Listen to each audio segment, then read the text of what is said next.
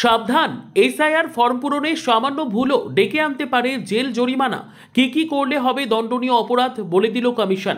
এদিকে বাংলার বিভিন্ন জেলাতেও এসআইআর এর ফর্ম বিতরণ প্রায় শেষ, এখন পালা জমা দেওয়ার। কিন্তু এই প্রক্রিয়াকে কেন্দ্র করে তৈরি হয়েছে এক বিরাট বিভ্রান্ত। বিশেষত ফর্ম পূরণের সময় সামান্য ভুল বা তথ্য গোপনের কারণে কী ধরনের আইনি জটিলতা তৈরি হতে পারে সে বিষয়ে অনেকেই অবগত নন।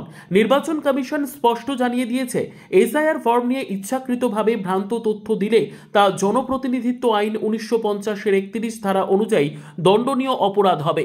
বিএলএরা দিনে সর্বাধিক 50টি গণনা ফর্ম আবেদনকারীর পক্ষে বিএলওর কাছে জমা দেবে।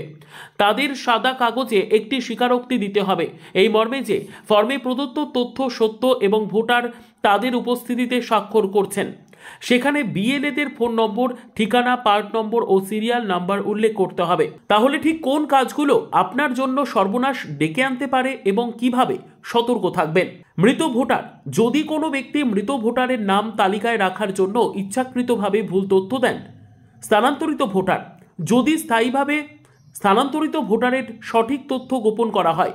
ডুপ্লিকেট ভোটার, যদি কোনো ভোটারের নাম অন্য কোনো স্থানের ভোটার লিস্টে থাকা সত্ত্বেও সেই সংক্রান্ত সঠিক তথ্য বিএলওকে জানানো না হয়।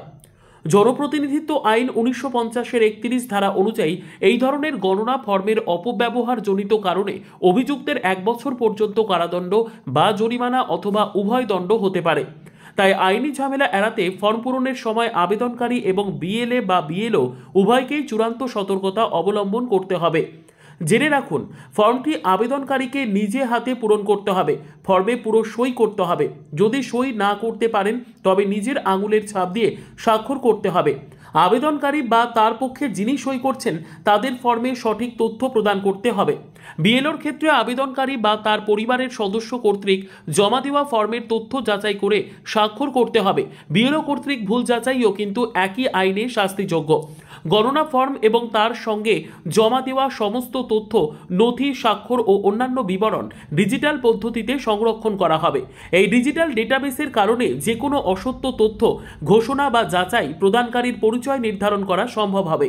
ফলে বলা যেতেই পারে কোনো তথ্য গোপন করার বা ভুল দেওয়ার সুযোগ নেই বললেই চলে।